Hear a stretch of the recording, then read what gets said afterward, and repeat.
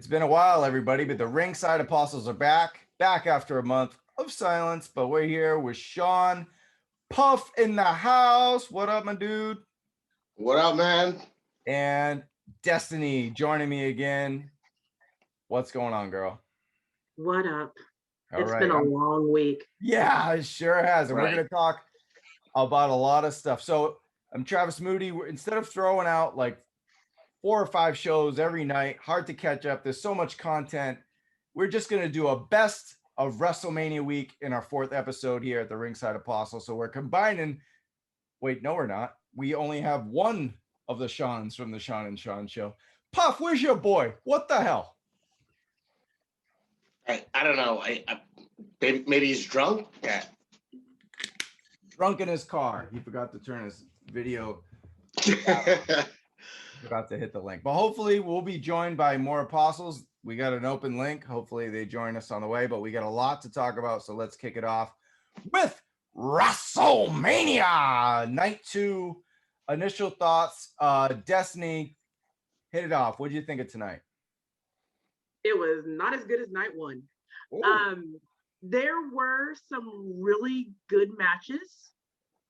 I just didn't care about most of them at all. Sheamus versus Matt Riddle. 2 great talents, like them both, didn't give a fuck. So I get it. There's nothing to make you invested in that match at all. It felt just so thrown together and just so that there was a match. And I don't know. It was. I don't disagree with her because it was a really good match. It was just there. Like the buildup was, Mm-hmm.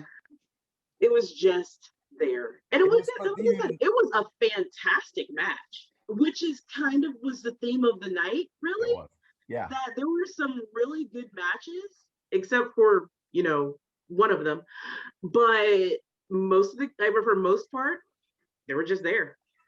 I just didn't care. Definitely. Let's see if this is Shawn. It isn't. So I'm just going to silence my phone. I gave him one shot. Next beep. Anyhow. Hey, this match was for the United States title. John Cena made this the most important title in the history of pro wrestling. What's wrong with you guys? No, I thought it was great. Actually, if you want to talk Sheamus and Matt Riddle right now, I thought the one spot, do you guys remember the slip up on the white noise from the top rope? They kind of like botched it, and then instead he just gave it to him in the middle of the ring. Yeah, I saw that. So I think without that, it could have been maybe one of the top 2-3 matches of the night. But it definitely was a solid match. Shawn, what was another highlight of tonight? There were plenty of them. Yeah, there are a lot of. I don't know if this was a highlight or a low light, but Alexa Bliss oozing from her head, and maybe did she just turn on the Fiend tonight? I think they turned on the crowd turned on them as soon as they took off and shut off the lights. That was a lot of boos. No, but I feel like that's going to be something that's going to be that will be talked about. Absolutely. I don't know what they did with that. That was probably more of a low light than a highlight. Not one of my favorite moments, but definitely something that stuck with me through the night. A horrible way to set the tone. I feel like starting out like that kind of possibly could have taken away from the whole show because you just started out so poor and just kind of messed with everybody's emotions from the start. That should have been thrown in the middle somewhere where nobody really cared about it, instead of being like the moment, like the, you know what I mean, the bar. Like that set the bar for the night, and just wasn't that good of a match. Yeah, you're always supposed to start off WrestleMania with a hot match. Destiny? I was gonna say I agree. It just really took the wind out of what was a really, really fantastic into night 1. So we're going into night 2 thinking, oh, how are they going to top that? And then we get, Exactly. What did you guys think of the kickoff to night 1 with for the, the title, it's Bobby Lashley, a heel, pretty much putting away. Drew finally gets his moment after a year, kind of carrying at least Raw. I won't say the whole company because Roman carried SmackDown, but McIntyre carried Raw on his back through a horrible time with COVID, and had really no WrestleMania moment last year in front of an empty audience at the Performance Center. And this year he gets there, it's starting off, place is excited, live fans. It's the first real big event from COVID that we got, other than some baseball games. Here we go. And even though Lashley's is pretty much been over recently with the Hurt Business, he got put away in the Hurt Lock, and it kind of was like a dull moment to kick off night one as well. Do you guys agree with that or what? I can see that. I know I'm definitely in the minority because I know pretty much literally everybody wanted Drew to win except for apparently me, Leo Rush, and those three dudes that were holding the Bobby Lashley sign in the audience.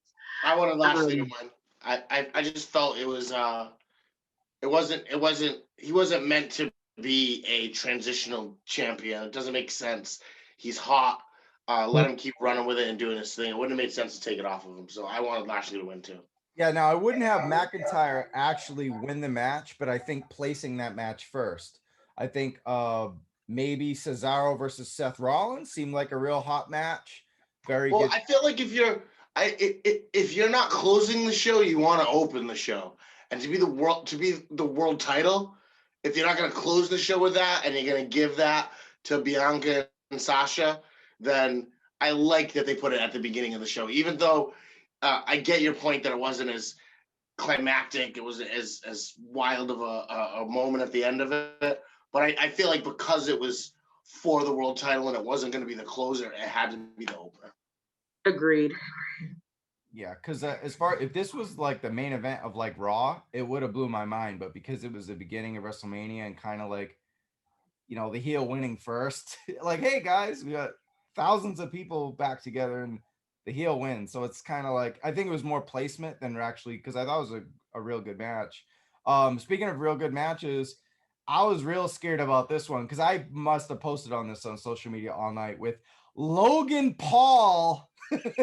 I thought I was it, and then we had another botch Michael Cole calling the get rid of Michael Cole. Michinoku driver, the Blue Thunder Bomb, and the Corey actually saved his ass on that. He's like, the internet's gonna get you again, so he kind of saved him on that. But we had a terrific match with the longtime PWG guys, KO, and a former El Generico, Sami Zayn. Destiny, what'd you think of this one? Great match. I was like, great match. I enjoyed it. Not as much as I've enjoyed other matches of theirs in the past. And that's going to come back up again when we talk about TakeOver. But I enjoyed it. It was a really good match. And Logan Paul sold the hell out of that stunner. And frankly, I wouldn't mind seeing him getting stunned again and again and again. Seriously, fuck Logan Paul. But that means we have to see him again and again and again. I'd rather that be his moment. He sold the fuck out of it. He saved, because I was ready to give this match that I give 4 stars. I was ready to give it 3 Bibles because of Logan just being there. I'm like, fuck it. Right. Ruining it for me, and not to mention some botched commentary, but he sold the shit out of that stunner, as predictable as it was. I give him credit. It was a hell of a bump, and he did get stunned. So it saved the match for me. Shawn? I agree with all of that. I mean, it was a good match. I always like KO and Sami Zayn. They work well together. But my one downside of it is, how many times can you do Sami Zayn versus Kevin Owens? Forever. Fight forever. I guess. Hey, what do you think of your boy Edge tonight? I know you hate the rated R superstar, so come on, let's talk about what we just saw, the main event for the I am psyched that Roman Reigns held the title, retained. I am so excited about it. I was so scared that they were going to put the belt on Edge. He doesn't need to have the title. I get the feel-good story of, he had to retire and all that crap, but I don't give a shit. It happened a long time ago. It's past time. If he came back like 5 years after it happened, then maybe I could see being all psyched about it. But he's old. I don't need to see him with the title. I'm glad that they didn't pull the trigger on that. That was my favorite moment of the night was Roman Reigns retaining the title because it needed to happen. Destiny. What Shawn said. It was a fantastic match. I enjoyed it. Very, very glad that your tribal chief won. I also didn't want Edge to win. Like them talking about it's 10 years to the day when Edge had to retire. Okay. He, as Shawn pointed out, he's old, and I just don't want to see that. He wasn't even the talented one in Edge and Christian. Woo. Yes. Hey, Daniel Bryan was amazing. I thought Edge really performed at a high level. Roman's always solid. He's always great in the big matches. This match, it lived up to it. You know, it was like a lot of burden was put on this. A lot of build up. They kind of threw in the whole triple threat scenario pretty recently, and I thought it was outstanding. Even with all the, you know, it's one of the matches where you could actually get away with interference, and it was only Jey Uso. We didn't have, like, in New Japan, Geto will send out the whole Bullet Club, and that ruins the whole match for me. All those evil matches versus Naito. This is okay. And actually, the best spot of the night for me was Jey Uso came in there, started clamoring guys with chairs. We saw concertos. Edge reversed it with a spear, so that way you don't blame the match on a fuck finish interference. Edge gets his momentum back. Roman comes in there, and it wasn't just like, oh, he won because Jey Uso actually didn't factor into the finish. He was just a part of it. It made sense for Jey Uso to be there. And he had won the Andre the Giant Battle Royal that gave him some momentum coming in. So this was actually good storytelling, good booking, great performances. I actually give this match a 4.5. I thought it was absolutely wonderful. I mean, based on a work rate scale, sure, it's not your traditional classic match, but as far as a WrestleMania, just a big epic fight with all the spots and all the drama, I thought it lived up to it. That was great. What do you guys think of what do you give Bible score for this main event? I gave it a 4.25. I enjoyed it, and that spear versus spear spot was probably one of my favorite spots of the night. So dope. Yep. Can Daniel Bryan stop doing headbutts, please? Like, I know you're about to retire, so it's probably not even a thing anymore, but please, you have children. Please don't make your brain Swiss cheese. It's Daniel Bryan. Shawn, would you score for this? Yeah, I'm gonna go along with Destiny 4.25. Okay. All right, great. We love the match. Would you say this was the best match of the night? I think so. Yeah. Yeah, My favorite, at least. And then your overall score for the night, and then we'll get into night one and takeover. 3.5. Like I said before, there were some really good matches, but build up just caused me to not care about them, and not caring leads to lower scores. Shawn? That's fair. I agree. I agree with Destiny there. 3.5. There are matches that I felt probably should have been in night one, to make night two bigger. But I think they kind of did the opposite of, we're going to put some of the bigger matches on the first night because everyone's used to watching on Sunday night anyway.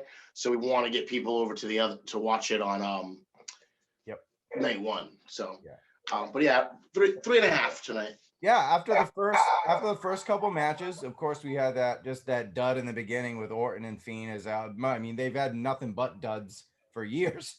And then pretty much, I mean, it's all story stuff. It's not even really wrestling matches. So if you just take that away, I thought tonight was actually absolutely terrific. I mean, we had the tag match. It was kind of just there. It was actually, it exceeded expectations. And Destiny had a funny line in our chat. She said, why does it take 10 years for Tamina to be passable? She was that. I actually thought the match was okay. I mean, I gave it usually a match like that, I'd give it 1 or 2. Like a 2.5, 2.75. That was fine. It was fine. second match placement. Okay, it's fine. Doesn't ruin the show. And then I thought Asuka and Ripley just was anticlimactic. They had an excellent match and it just ended. It was like, you're really, Asuka's supposed to be the girl who can beat Brock Lesnar, right? Like she's built up to be this like super force and she's been for a long time. And then she just, Rhea Ripley's great, but just her finishing move, that's it. Like, it kind of just ended. I mean, we want to have a quick thought on that match, Destiny? So that kind of how Asuka's just been ever since she's pretty much moved to the main roster. Like the second that first time Charlotte beat her, it's just been, she's relegated to, anyone. I was like, she's not this dangerous person that beat Minoru, like that went to the limit with Minoru Suzuki anymore. It's just, she's some chick. Right. And that's kind of what they did to Kairi. It's what I'm worried is going to happen to Io. It's just, they are like, it feels like bad booking, sort of on top of bad booking, like trying to rectify something that they couldn't fix, in the past. Asuka should have won 2 years ago. Rhea Ripley should have won last year. And now we have, amazingly, a WrestleMania title match with somehow managed to not have Charlotte in the picture. And it's just, okay, well, what do? We can't stuff Charlotte in here. So it just becomes, it should have been way better than it was. And is it just me, or was that Shotzi singing Rhea's theme music? It wasn't her, but it looks like her. Yeah. Good call there. I thought, it was too short. It needed another few minutes. I also agree with you guys. 3.5 for the night. Also went 3.5 with night one, for different reasons. I thought tonight was more entertaining and I thought there was better matches on night one. If you take away the stupid Fiend and Orton match, then I think the wrestling was better tonight. But that first match, like you said, it just kind of, no matter how good WrestleMania got tonight, it was kind of like we're kind of miserable watching it. We're like, oh, this is actually good. It's like surprised us as it went on. But I don't know, like, what were your favorite moments of night one? Because like you said, you guys really enjoyed that too. Would you go 3.5 for that, or did you go higher on night one? Shawn? I went higher on night one. Yeah, I'd probably say I'd say I'll give night one solid 4. I really enjoyed night one. I especially appreciated, as much as I am against the women's championship in the main event, I really did appreciate Sasha Banks and Bianca Belair.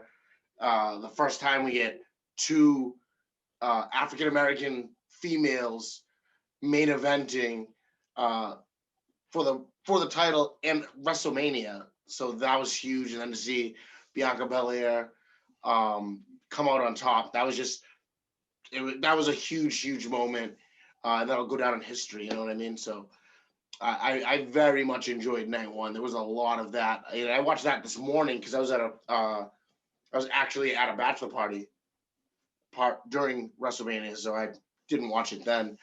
So I also feel like I watching it earlier in the day and then watching the night two almost immediately after, that might have taken away from my night 2 experience because I didn't get that.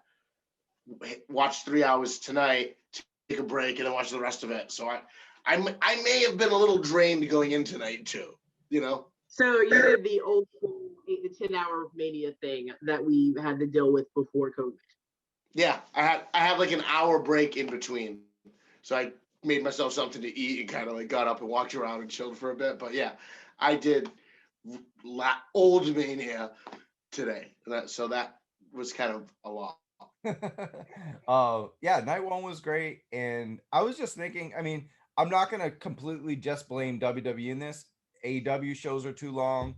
New Japan shows are way too long. They've gotten shorter because of COVID, but New Japan has a huge problem. I said this in the chat right before we started, of trying to just put everyone on their pay-per-view, and it's like, WWE did this for 2 nights, and I totally get doing 2 nights after doing 2 nights the last couple times. And rumor has it they're going to go back to 1 night. But I hope if they go back to 1 night, they see the success of Takeover, traditional Takeover. They see the success of both of these nights individually. People really came away with these WrestleManias. I haven't seen too much negative, like WrestleMania sucked. I haven't seen that. I've seen like, oh, it's good or very good or awesome. Or whatever. I haven't really seen too many bad things. So I'm hoping you earn your spot on WrestleMania. Probably won't happen. It's probably going to be, got to get everybody there. But if they ever did that and had just 6 matches or 7 matches in 1 night, like we saw tonight, but just, maybe expand it a little better, throw some packages in there, whatever. But that would just be terrific because I'm looking at both nights. And if you take all the highlights and make it 1 WrestleMania, god damn, like this is what we want from WWE. But they gotta it's bloated. There's just too many tag titles, too many titles in general, too many stuff that we could see on SmackDown and Raw and whatever. So Takeover kind of did that as well. And I know it was great wrestling on both nights, but I don't know. What do you think of Stand and Deliver, Shawn, as far as the 2-night format this year? NXT does Takeover right because it's 4 matches, maybe 5 matches. That's it. You're focusing on what you need to focus on. This was so far off from that. I'm not gonna say I didn't enjoy it, but they overdid it, and I think it was more of. I don't think they did it because they needed to do it. I think it was more of another jab at Vince saying, "Hey, fuck you, indies. You guys want to do shit around WrestleMania? We're just gonna do more shows during WrestleMania week so that there's less time for you guys to have your shows because everyone's gonna be paying attention to us." And I really think that's all that was about. And the crazy thing, Destiny, is that a lot of people go to WrestleMania because they're already going there for the other stuff. So, but Vince, doesn't think that way. He thinks they're here for WrestleMania and then they're going to go to indie shows, or some people like that. But a lot of casual fans don't care to go to, Big Effie's Big Gay Brunch 2 or For the Culture 2. They don't, or Spring Break. They don't care about, a lot of them don't care about that unless their buddies are really hardcore. But I know a lot of personally guys that travel all over for wrestling and that actually travel down to Florida, and they'll go to Mania just because we're already going there. We're going there to go see all the GCW stuff. Traditionally, what was, the WrestleCon stuff and the, Evolve shows and all that other that stuff. So WWN network stuff. So, it kind of goes both ways, but it's Vince. He's always run the wrestling world in his own mind, and to an extent he has. So he's kind of thought that way. And yeah, there's a reason why Takeover's 2 nights. I look at these 2 cards, and night 2, if you just take Cole and O'Reilly and throw that on night 1 and make that Takeover, amazing show. Yep. It kind of felt like an NXT TV show, which is good and a little more pumped up, all title matches or whatever, grudge matches, and then they threw on an excellent main event. Destiny, did you have similar thoughts, or what were your thoughts as well on the 2 nights? Yeah, that's kind of how I felt too. I enjoyed night 1 of Takeover very, very much. And I agree with Shawn with one of the reasons that Takeover does so well is because it's not bloated and oversaturated, and spreading it in this case, spreading it out over 2 nights just felt unnecessary. And even though there was an excellent main event on night 2, because let's be real, Cole and O'Reilly are the new Owen Zane, and like the whole fight for everything. But yeah, it was a great match, fantastic match, but I think it went on too long. And 45 minutes, right? Was it 45 minutes? Yeah, something like that. It went on. It just felt like it went on a bit too long. And as good as it was, it's not my favorite match between them. Of the 565,000 times we've watched the battle across various promotions, I fell asleep during that match. I did. It was so long. It was so long. Yeah, and I think the thing is, I had company over for NXT, and COVID safe, everybody. Some people are vaccinated. But anyway, so we had a good time, a lot of drinks, and it's a perfect match to watch when you're kind of drunk and buzzed because there's so many vicious spots. It's a blood match, blood and guts. They had a lot. They used the chain that was really effective throughout. There was really cool ramp spots. Thought a lot of stuff like that. So I thought for that case, like as far as watching with a group of buddies, having some drinks, it was a terrific way to end a pretty solid night. That was kind of just there. And then but then the next day you think about it and you're like, yeah, that kind of like that wasn't as memorable as like the Colin or Gargano matches or even some of the stuff we've seen before. Did you know, Shawn, that O'Reilly and Cole had a championship match at Wrestle Kingdom? No, I didn't know that. Yeah, for the ROH title. I think about 5 years ago, Destiny?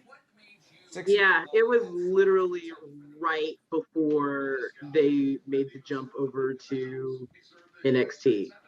Like it was maybe, I don't know, it was like maybe a couple of months before Undisputed Era like showed up.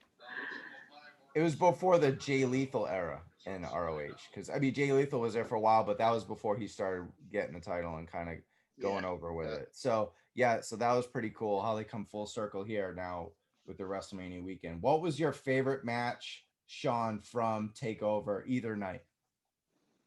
Or matches? I would have to say Walter Ciampa. That match was dope. There you go. It's pretty vicious. Arguably, it was probably the best match of the entire weekend. Destiny, would you say this is the best match of the weekend, or did you have other favorites from NXT? That was the best NXT match, hands down. But it's not the best match of WrestleMania week, is it? What is it? So, my favorite match was Bianca versus Sasha. And admittedly, as good as they both are, I will be the first to admit that it wasn't the best technically, even though it was damn good. But the emotional aspect probably raised it to my absolute favorite moment of the weekend. Because technically I saw some indie matches that were better, but in addition to Walter and Ciampa being a better match technically, but like I said, the emotions behind it, Sasha and like Felipe and I were even talking about it earlier, where Felipe mentioned that Sasha and Bianca having that look where Sasha's looking at Bianca like, please don't cry, because if you cry, I'll start crying. I know that's probably the most emotional I have ever felt watching a match, probably since Kofi Mania. I was just going to compare the two. The match reminded me a lot of that, even on the quality part. I think I gave both matches the 4.25, because if you want to go by WrestleMania moments and feelings, it's a lot better than that. I mean, it's close to even a freaking 5. But yeah, technically they're like 3, 7, 5, 4 matches, but then you kick in like the moment, the build and like the satisfaction of seeing someone win that deserves it, then definitely carried over and been like probably the best match. So you'd go with Bianca and Sasha over Reigns, Edge, and Bryan then? Yes, I would. I will say this. I have been looking forward to Sasha versus Bianca since the second Bianca won the Rumble. I even went out and bought a whole ass new shirt for it. Nice. Like the WrestleMania shirt.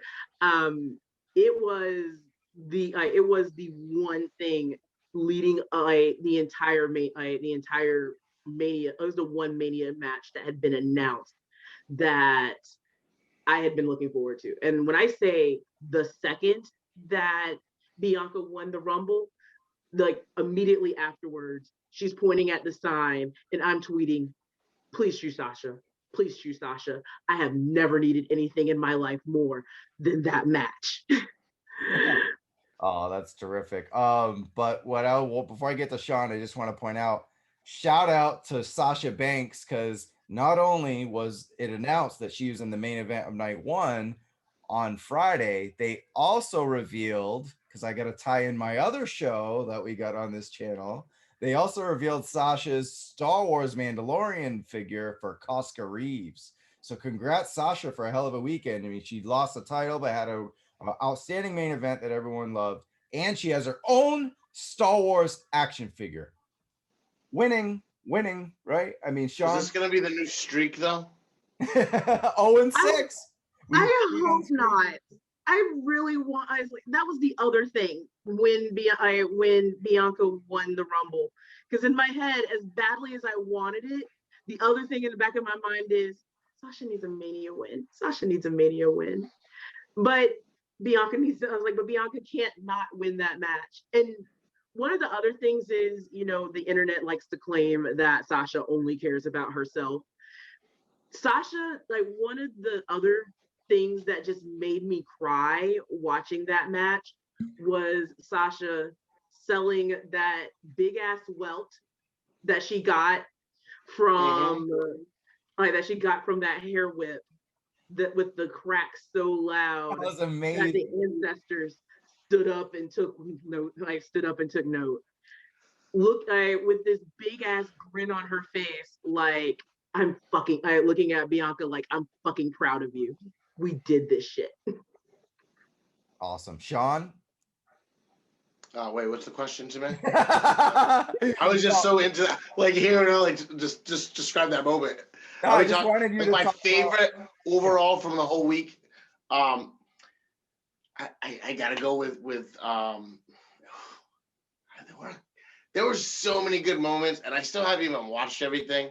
So whatever I say now is probably going to change, because there are a lot of shows that I didn't really get to watch. And we'll talk about that in a second. Yeah, go ahead. So I think I'm going to go with tonight's main event. I really liked tonight's main event. I really, really did. Mm-hmm. And I could make things... like, the close second is that Walter Ciampa match.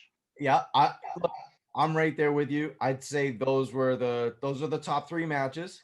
And then if you now we can shift over from WWE, and I'll basically just agree with you guys. I give it a 3.5. NXT, I give it a 3.5 on the night two.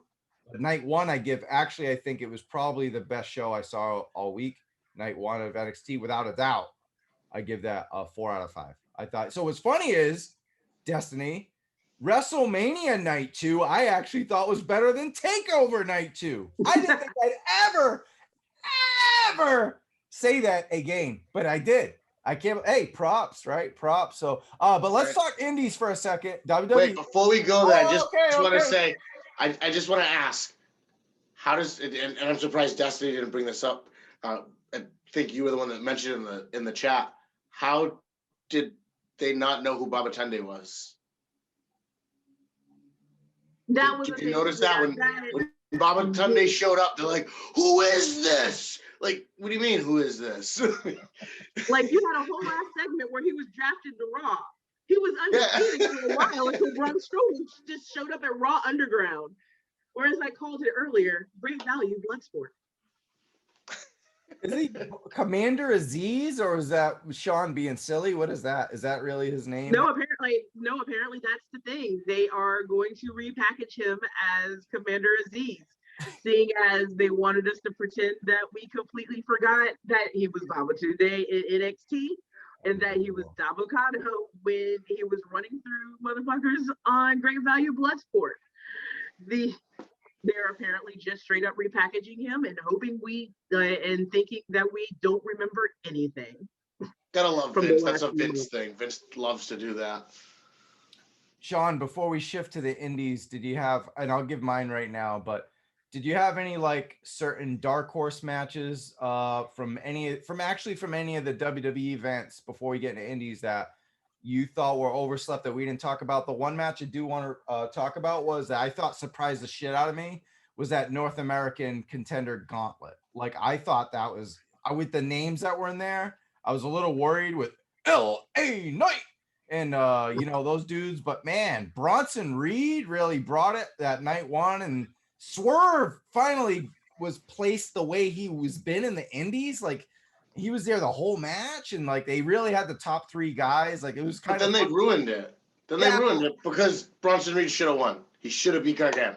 Oh, okay, but I'm saying just based on night 1, LA night 1. No, he didn't win. Bronson Reed did, but I thought that match was exceeded my expectations. Sure, it definitely did. It definitely was better than would have been expected. But again, I feel that match didn't need to be there. That was one of those matches that they should have had happen the week before. Right. And then you just have the North American Championship match at TakeOver. That would have been an amazing. Right. That would have been Destiny. That would have been an amazing main event on NXT because I gave that almost like a 4 Bible score just on this show, and it was a match we didn't need. So imagine if that went up against like, the Kenny Omega 6-man tags on AEW. Like that's what I would have done to build this up. They had to bloat the 2 nights. So Destiny, sorry, what'd you say? I said agreed. That would have been an excellent. That would have been an actually excellent main event on a regular episode of NXT. Like even going in, it was a great fight. It was a great match, and I didn't think on paper that it was going to be as good as it was. But Leon Ruff and Isaiah Swerve Scott, because I keep wanting to call him Shane Strickland, even though it's been a whole last 2 or 3 years. Just went after each other and just beat the shit out of each other at the very beginning, and it just set that whole ass tone. Yep. It was such a good match, but yeah, I agree. It didn't need to be there. And that's how I felt the entire time about having to basically TakeOver split over in the 2 nights. That I honestly have which kind of feels how I feel about NXT ever since they moved to USA, where it feels like a lot of this stuff is more Vince than Hunter. Like the booking seems different, and it's not as fun. Yeah. NXT won the war, right? Yes, but I was like, yes, as it should have, because Dynamite was shit, even with Mike Tyson. Because so I see your look, Travis. Oh wait, so here's my theory on it, right? For that one night. If there's a war, right? The last battle is whoever wins the last battle wins the war. That was the last battle, and NXT won it. Therefore, by just how war works, they won the war. That's it. Yeah. I don't think that's how it works in this case. No. Because they got moved. It's warfare. They got moved to a whole ass other day. Imagine, Shawn, if AEW put All Out or Revolution or on a Wednesday night for free on TNT. We would see like. I'm just saying. I don't make the rules of warfare. I'm just saying, in any war that you ever know, whoever wins the last battle won that war. The war ends after someone wins the final battle, and the final battle of it was won by NXT. That's it. I'm sorry, it sucks, but NXT won the war. Actually, ROH won the war because they call their pay-per-view Final Battle. I guess you're right. All right, guys, what do you think of them going to Tuesday night? I think it's interesting. I like the idea, especially because Impact reciprocated and moved to Thursday night. So now instead of cramming, trying to watch 2 shows in a night and this and that, you'll be able to focus more. We'll have wrestling every day. Right. We're gonna have Raw on Monday, NXT on Tuesday, Dynamite on Wednesday, Impact on Thursday, SmackDown on Friday. So it's kind of cool. You don't have to cram everything in. I think we'll get to really see what AEW is capable of without having NXT, and the same for NXT. Let's see what they're going to do now on network television without having AEW on the other side. To me, to be honest, if you want to call it a war, This is when I would say the real war actually starts, when they're not up against each other. Let's see who gets better ratings when you don't have the excuse of, oh, they were watching the other show. I love that point. I love that point. And also, Shawn, you're a fellow Bostonian. The Red Sox are back. We're in first place. They play almost every day. So it's nice to just watch the Red Sox game on one TV and NXT or AEW on the other. I don't need 3 TVs going on. All right, we still got the other stuff that's going on. All right, Destiny, your time to shine. We're talking GC Dub. And I know you guys got the Internet Wrestling TV as well, Independent Wrestling TV, I should say, IWTV. So what? Let's not. We don't have time to talk about all the 600 GCW things that went on and all that, but just give me some of the indie events that you did see that you would recommend. Like, say there's a lapsed viewer, someone who's used to watch wrestling and want to get into it. They want to watch something. They love what happened this weekend with WWE, but they want more. What shows do you recommend or matches? So For the Culture was probably my favorite show of WrestleMania weekend. It had there were so many. I don't want to say it was hit or miss, because I honestly enjoyed the show. I honestly enjoyed the majority of the matches way more than I did some other stuff. But I will definitely say matches that should be watched. A match that should definitely be watched is Leo Rush versus Lee Moriarty. Oh my God, that match was great. Okay, it was fantastic. Nice. Also Rich Swann versus Too Cold Scorpio. I feel like every Black wrestler is that's like their dream is to wrestle Too Cold. I know it's Xavier Woods's. It's been said, and I said in last year For the Culture, Too Cold was in the back in October. Too Cold was in the main event for that too, and just every time someone wrestles them, you can just see like the delight on their face, like, oh my God, this is the greatest thing I've ever done in my entire life. Like my entire career could just peak right here. It was good to see. It was really good to see my boy Darius back. Darius Lockhart, the Revolutionary, Black Power Fist. I love that guy. He basically took the majority of the pandemic off. So seeing him back in action, looking like he basically hasn't missed a step, was great. Love Trisha Dora. I love Trisha Dora. The Pan-African Diaspora Championship is the best looking championship right now. Period. Nice. If you haven't seen it, Google it. It is a. We'll try to get an image on the screen. Hopefully, we got it there for you. It is a gorgeous belt. I really want a replica of it.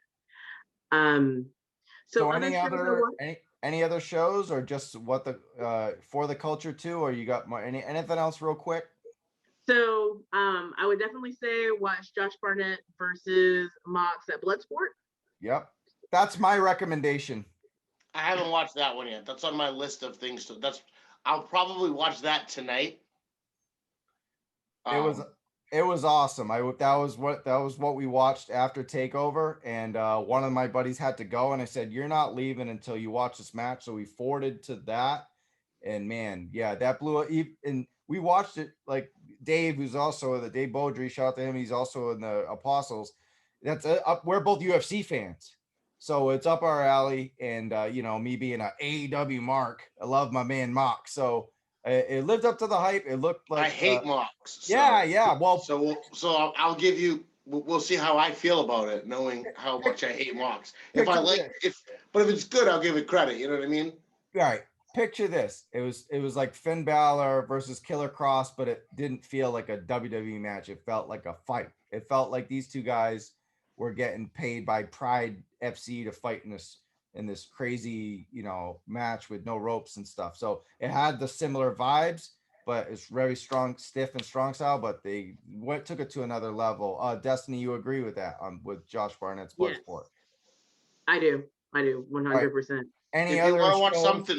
If you want to watch something fun from the weekend, there's a lot of great matches. If you want to watch something fun, Watch the Gray Sweatpants Battle Royal. It was a That was what I very was about fun to Battle say. Royal.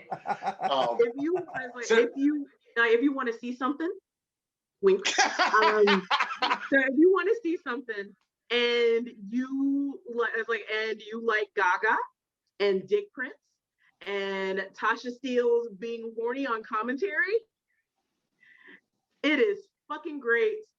It is fucking great. Everyone should watch it, and you should still donate to the Indiegogo because the money goes to charity. It goes to a charity that I very, very much believe in. I donated, and y'all should too. Nice. I thought you were going to talk about Effie's Big Gay Brunch too. Oh, Effie's Big Gay I haven't Brunch seen that yet either. too, That's on my list. That was a fun show. I enjoyed a lot of that, but like the Gray Sweatpants Battle Royal, I'd been so looking forward to it since it got canceled last year, and now with Faye retiring and stepping back from wrestling, it was great. It was a lot of fun. Like I said, Tasha Steelz being horny on commentary is hilarious. They had an official twerker. They did. Yes, they did. They did. They had an official twerker. Oh my! Right at the entrance. Came out, you twerked. You came out, you twerked with. You came out, you twerked with the official twerker.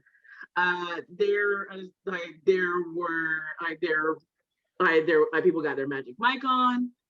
Money. I was like Ricky Shane Page took all the money that was thrown out onto the ring, and then eliminated himself.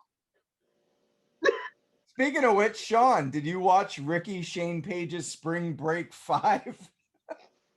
I watched part of it. I figured.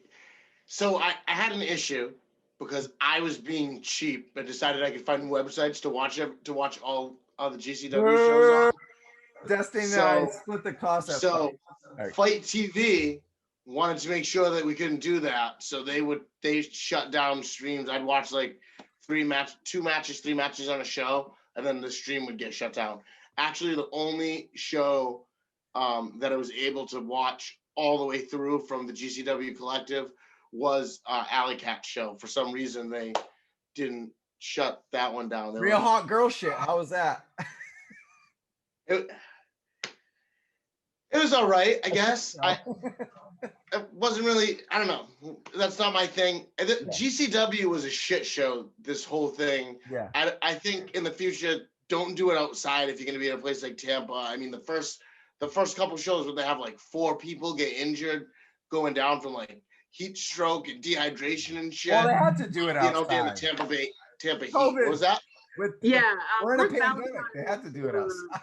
In that match against Willow was hilarious though. They didn't have to do it outside. IWTV, the events that they did were all inside. Oh, okay. There you go. They did all inside venues. Hey, I want to give a shout out, guys, to I thought this was, if we want to talk like dark horse matches and stuff. In addition to, we never talked about it because these guys were all indie guys and they're fantastic. But just going back to NXT real quick, the triple threat tag team match with what is it? What name that team again? What is it? What's the Marijuana Smoking Crew? What is it again?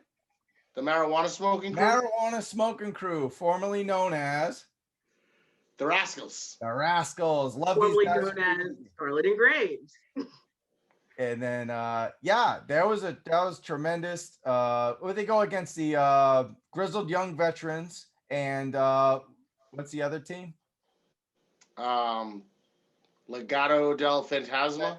Yeah, so that was a terrific match. But another great match, similar, was I saw a 6-man tag at Spring Break 5. And I joke, it's not Ricky Shea, it was Joey Janela's, but how he's in AEW, so he can't exactly put his name there. It's kind of like they put a hashtag and it's like JJSB5. And then it's like this weird hashtag, like small R for Ricky. But Gringo Loco, Black Tortoise, Ares versus Laredo Kid, Dragonbane, and Aramis. Some of these guys I've seen a billion times at PWG.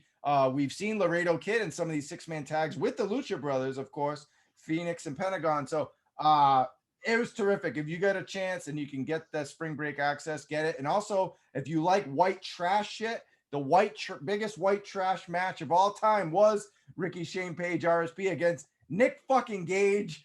They just beat the hell out of each other with light tubes. They put each other through fucking glass. They did the fucking scaffold shit from Jim Cornette did in the 80s with the Road Warriors and Midnight Express.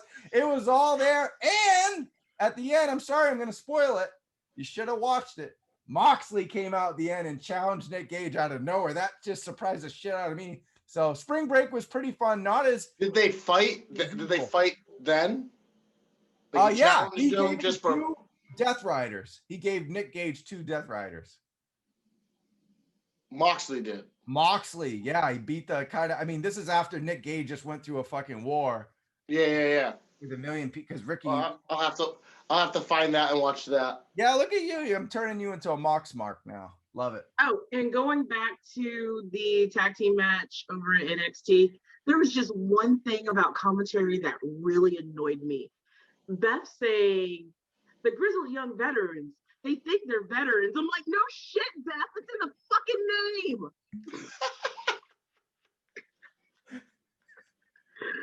Like, it just, I was just yelling at I was just yelling at the TV, and my roommate's like, what the fuck?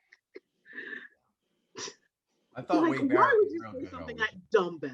Yeah. Why? That's funny. What are you gonna do? Look, last thing we want to cover before we get going. Broken Skull Sessions. Did you guys get a chance to watch Stone Cold Steve Austin interview Chris Jericho? I haven't seen that yet. Yeah, not yet. It's on the list of things to catch later this week.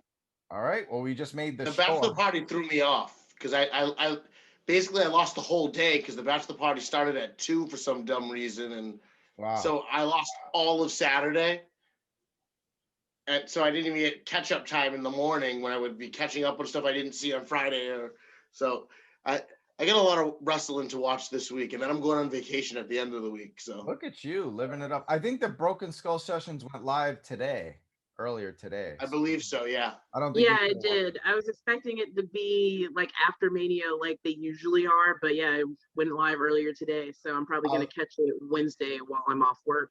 I was extremely pleased with that because we got to do the show immediately. I was going to do the show anyway, but then I'd really have to stay up late and probably fall asleep watching 2 guys talk. But it was really an excellent talk. I mean, Stone Cold's a legend. Jericho's probably my favorite of all time. So it's crazy to see, the forbidden door, break the walls down. Yeah, Jericho there. Talking AEW, there was nothing bleeped out, nothing blanked out. I mean, he was himself. He didn't cut promos.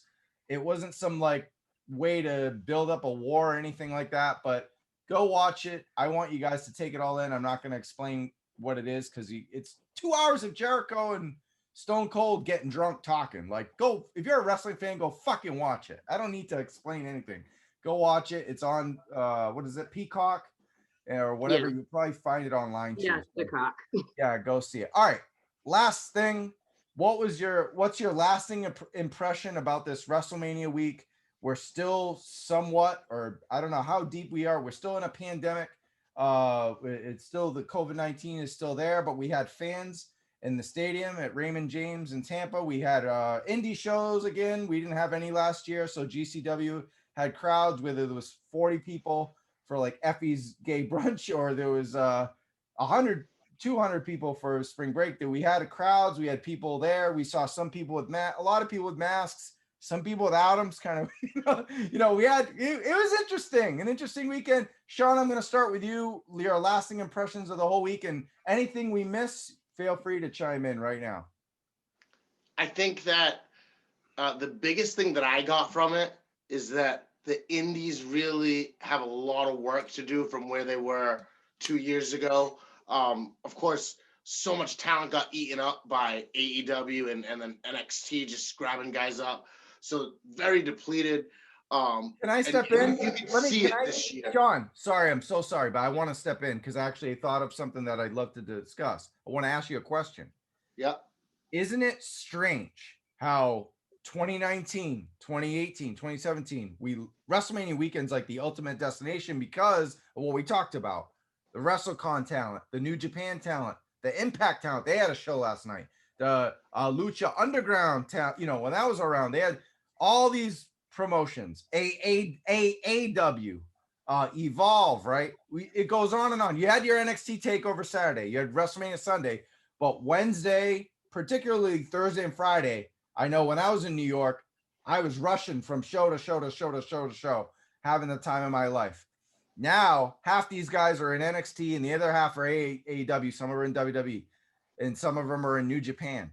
Without AEW, doesn't it feel weird to have this one huge, I mean, besides WWE, AEW is it. It's not a part of WrestleMania weekend. They had a house show and Destiny, Noah's Takashita showed up, I guess, the house show. I don't know. You got a quick thought on that? I mean, oh my God. So I saw that and it was like, I was like, oh, that's surprising. And of course, you know, people were talking about the fact that how dare AEW have a house show. Like, it's like, yeah.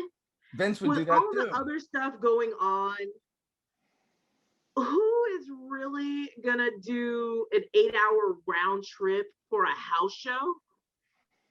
Like, that's for people who are already in Jacksonville who are like, fuck it, I'm not going to Tampa.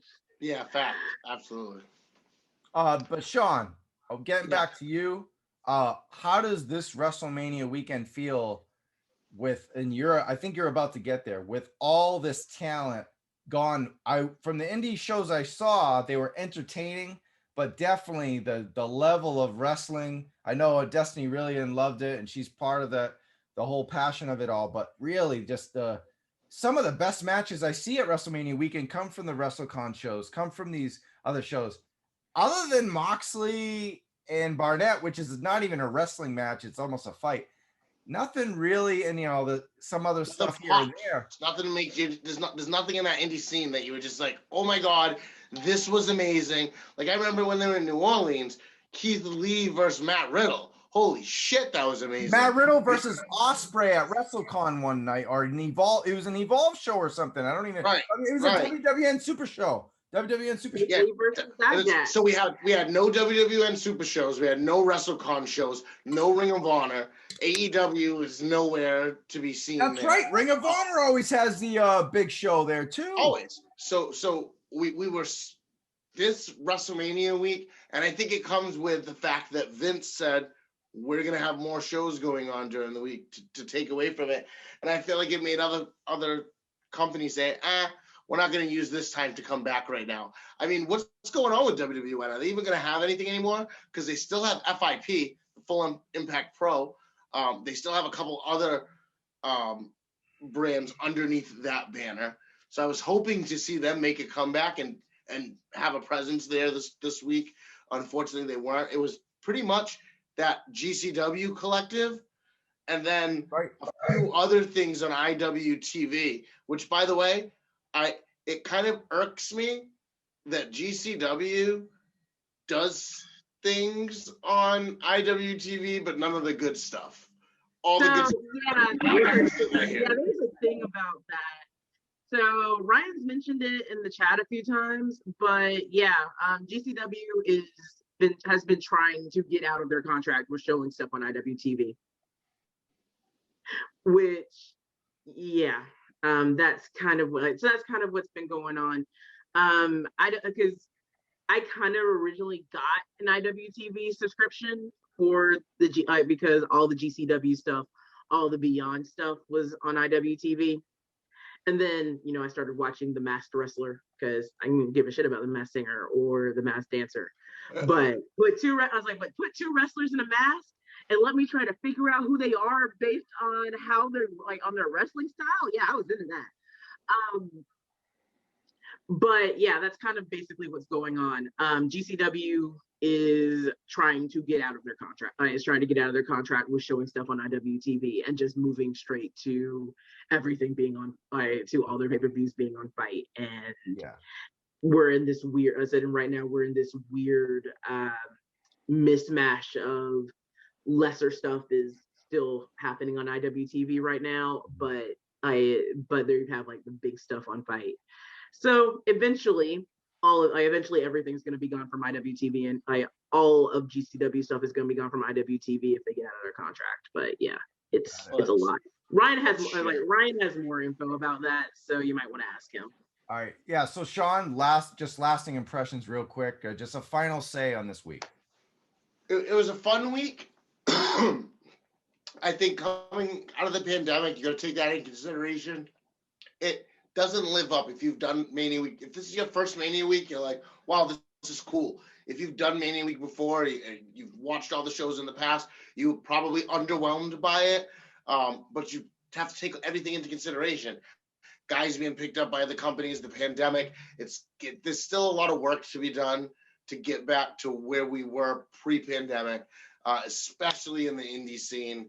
I think that just trying to figure out everything we saw, like I said, with all the injuries, with being outside in the sun in Tampa, kind of took away from a lot. We had matches canceled, cards changed last minute because of injuries and dehydration and shit like that. So the indie side was very underwhelming.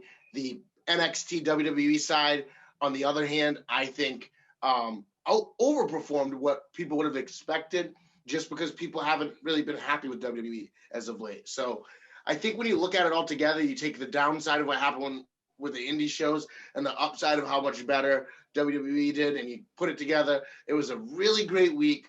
I enjoyed it. Like I said, there's still a lot for me to watch. That's the greatest part about it. There's so much content out there to watch and enjoy. And if you like wrestling, you're gonna find something in there that you like in this whole week, no matter where you look for it. So that's my take on this week. Definitely. Oh, no, I was just saying, Destiny. Go ahead. So yeah, I kind of agree with Shawn. I'm a little conflicted though. On the one hand, I definitely agree with Shawn about we had so much stuff going on with the pandemic and so many people basically only working out for the GCW shows. But on the flip side, part of me, but on the flip side, I'm old. I'm old. It's like I'll be 36 in a couple of months. Oh, so old. Oh no. I'm 43, just so you know. Yeah. I don't even want to say my age. I'm old. I don't know that I'm at that point anymore where I can be like, oh my God, I'm gonna watch every single show WrestleMania weekend. I can't do it anymore. That was part of the reason why we just went for the 5 that we did instead of the whole 12 collective. Because I was like, that's not gonna happen. I still haven't watched Spring Break yet. So even the because I haven't even watched the 5 we went in on, the full 5 that we went on, and it's one of these things where it's like where my roommate's like, oh, so you it's that big wrestling thing week, right? And so I was like, yeah. She's like, so when are you gonna sleep? I was like, I'll sleep next Wednesday when I have a day off and I've watched all the wrestling. So so guess it was out maybe an hour into TakeOver Night 1. So on the one hand, having less shows to watch has been kind of a lifesaver, a blessing. Yeah. But on the other hand, I really miss the variety, or the fact that there's so much going on, or being able to say say what's the standout for the week. Right. Yeah. For example, there wasn't a Keith Lee versus Donovan Dijak at all. Though, like I said, as I said before, watch Lee Moriarty versus Leo Rush. It was great. The two of them, even with the really contrasting styles of wrestling, Leo versus Lee was fantastic. But even then, I still wouldn't have put it at that level. It's just, I'm conflicted. On the one hand, yay, less shows means I get more sleep. On the other hand, less shows means I miss having the variety and getting to see a whole bunch of different people and becoming fans of new people, because all the people working the GCW shows are all the same people. Yeah. Like, Yeah. I like AJ Gray. I like Lee Moriarty. I kind of like Darius Carter. But even then, you're seeing the same people over and over and over again. I just need variety. Yep. Yeah, I feel like 2 years ago when you would have you'd have 3 shows happening at noon being At put on by once. different companies At once. You So, had WX. so every show was trying to book their show to be better than the other two because they were actually competing to get people to go to their shows. Where here you didn't really have that this year. Right. So there wasn't a need to stack these indie cards and put on dream matches for WrestleMania week because it was just kind of like, well, we're doing something, right? They're gonna come to it because there's not really anything else to do.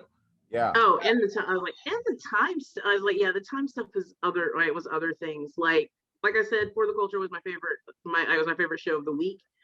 And I know a few other people who had the same opinion I did, which was it was a great show. We had to watch it. I was like, we couldn't watch it when it aired because it went live at 11:59 at 11:59 on Thursday. Yeah. Like, I gotta work in the morning. Yeah. I was shocked to watch Spring Break around the same time that SmackDown comes on. I was like, wow, usually these shows are like 10 o'clock at night, and I'm actually watching this at 5 in the afternoon. It was like a 4-hour show. It was pretty long. So I was pretty happy about that. Just to get the point is, yeah, and before we had too much of a good thing. We'd have a WXW show going against a Progress show, going against a WrestleCon show. You know, it was like, how do I, especially try being there live? You have to make a choice. And some of these are in, you know, some parts in Camden, New Jersey, some parts, you know, it's like one's in Manhattan, they're all, you couldn't do it. Now we're like, we don't need the day off for WrestleMania week. We just got to make sure we have the weekend off and the nights off to watch the WWE stuff. And then if we have time, watch indie shows. So it's kind of a good thing. So hopefully, hey, look, it was supposed to be in LA, right? Last year, Los Angeles, where I'm at. And I'm looking at Los Angeles, and I think we're going to get a PWG at WrestleMania week. It's the king of the indies and period, and it's out of Los Angeles. Maybe that'll be the return of PWG. I think AEW could run since a lot of their guys are PWG guys. You could see AEW and so Excalibur as the friggin' part owner of PWG is the damn announcer. So you got that going on. You got New Japan has their stuff out of Long Beach, has their stuff out of LA. Their American stuff that they've been pushing New Japan Strong on Friday nights. We're going to see New Japan Strong's big shows, I think, on WrestleMania weekend. So I think LA could be, I can't speak about next year because LA comes back in 2 years, but I think Los Angeles could be when we really get hit with a lot of and GCW is based out of here too. At least it was. So we get a lot of stuff here in LA that really could bring back, you know, it's in a tourist destination as well. Big, you know, much more, you know, LA is more of a tourist destination than Tampa, you know, let's be honest. So I think that'll be plus brand new stadium, SoFi Stadium, the new football stadium for the Rams and Chargers. So you got WrestleMania going there. So TakeOver can run out of the Staples Center. AEW could run a show out of the Staples Center if McMahon doesn't block them, or at least they could find, you know, something in Long Beach, maybe do a small at the Pyramid or something. So I think WrestleMania week in LA, as 2 years from now, is going to be killer because I think we could see a lot of hardcore indies again, and plus we have all these venues, and it's you know, it's just really spread out just the way we're set up over here. So that'll see. But hey, overall, WrestleMania week was great because WWE brought it. They were solid. I think I gave almost every show 3.5 out of 5, except the first night at TakeOver, 4 out of 5 show. Hell of a lot of matches. I was not disappointed at all. I'm an AEW mark, and I can't say WWE sucks. I can't make fun of the booking. I can't make fun of the creative. There's moments that were not great, but overall, you got to, if you're a WWE fan or a passive wrestling fan, you got to be happy with what you saw. So yeah, that's I could probably talk negative about some of the booking, but oh yeah, we can, but I'm saying overall, we're not here burying a WrestleMania during a pandemic, and it's the first big show with fans. So we got to give Vince and his company credit for that. Guys, thanks. I feel like they always come through for Mania. Was that Destiny? I said I was very thoroughly sports entertained. Yeah, there you go. Love that. That's a perfect way to finish. And Shawn, you said something? I said I feel like they always bring it from Mania, no matter what. You know what I mean? Last year, with the pandemic first really hitting us, then Mania, we weren't really disappointed with it. We're like, all right, it wasn't really what we expected it to be, but it wasn't bad. Because we had 3 classic cinematic matches that saved it. Seriously. Yeah. And we thought they were going to be shit, but they brought it. So yeah, I feel like no matter how bad WWE can be all year long, when it comes time for Mania, that's when they kind of get their best together, and they always deliver. Maybe not always. I wouldn't say always, Manias, but more times than not, they deliver. Yeah. At least this year they did. Guys, I really like the two-night format. I said I really like the 2-night format. Like, I know we're probably going to go back to an 8 to 10 hour workday of WrestleMania in the future. And honestly, I'm not really looking forward to it. I think one of the big things about having the 2 days now is things have time to marinate. Like, I mentioned earlier that my favorite moment of the entire week was Sasha versus Bianca. And I honestly, and if it had been like on a regular bloated 16 match show, I honestly think regardless of what happened, it would have gotten lost in the shuffle. Like, either A, it would have been somewhere in the middle and got lost. Like, it would have been somewhere in the middle and just got lost somewhere. Or B, if they did try to have the main, try to have the main event, it would have been exactly like the Becky Charlotte Ronda main event, where at the end of 16 matches, the crowd is completely gassed. And like, we've been looking back at that, where they had that huge high at Kofi Mania, which was literally in the middle of the WrestleMania card. So it was like the 8th match, and they still had 8 more matches to go. So you had that big, giant emotional high right in the middle of the show. And then there's just nowhere for the rest of, like, for the crowd to go after that. And you get to the point where you have some great matches, but nobody gives a shit because they just want to go. Already had that big emotional moment in the middle of the show. Right, but Shawn, that means, like, do we have to make a choice? Do we want WrestleMania on just Sunday, NXT on just Saturday, and then go back to having all the surplus of the variety, and maybe we'll get some of the bigger companies, even in AEW, Ring of Honor, and New Japan, would like to share the weekend with WWE because they're not hogging it?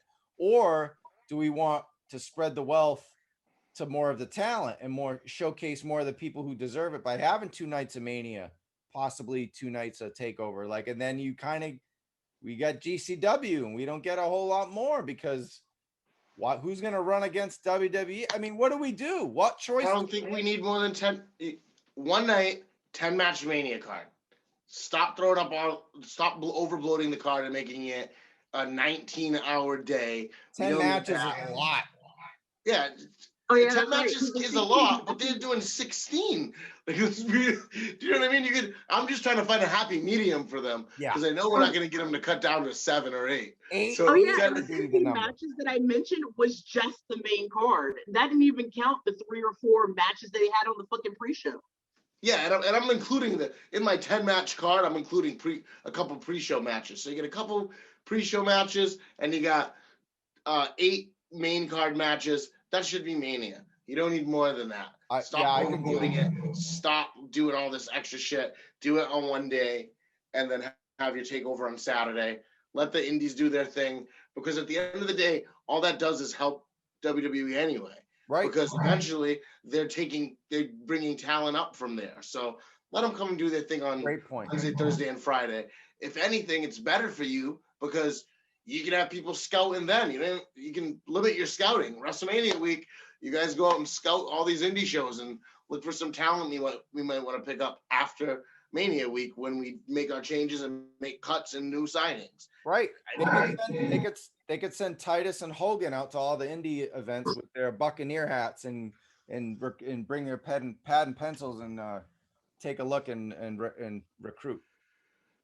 You know? Oh man, that's how we do it, brother. How cringe was it tonight when Hulk Hogan's, I don't even remember what he said, and Titus made the joke about him not being able to say, you can't say that on, and I was just like, oh my God, you're really going there right now. You should say, Hulk Hogan, I'm coming after you. Oh, Titus had this look on his face, like he's in his, like he's thinking, I need this job. I need this job. It's just a couple more hours. I need this job. Or as Shawn, as the other Shawn said, the check already cleared. I just a couple of hours. The check already cleared. I just want to close the show off, guys, because we're running out of time with 2 words. Ready? Bad Bunny. We went 2 hours without mentioning Bad Bunny. Right. And you know what? Wow. I want to say, I know we got to get out of here, but I do want to say he did way better than I expected him to. But I still didn't want to see him there. He did. And I'm glad he that they did gave him better. his briefcase and sent him on his way. How about the meme that we see on the screen? He did better than Dom Mysterio has in his whole WWE career. Man, That's true. That is true. How about he looked better than half the guys in GCW? He did. All right, guys, we gotta go. I'm glad they wrote him off. They gave him a briefcase and sent him on his way. This is like we're giving you a briefcase and sending you on your way right now. I feel like Tony Schiavone. We gotta go. We'll see you next week. All right, for Shawn, Destiny, Travis Moody, this has been the best of WrestleMania week, and we've had a pleasure bringing it back to you. We'll be back soon with more shows. WWE, WrestleMania Backlash, and all that stuff. New Japan, AEW will be back. Ringside Apostles. Peace.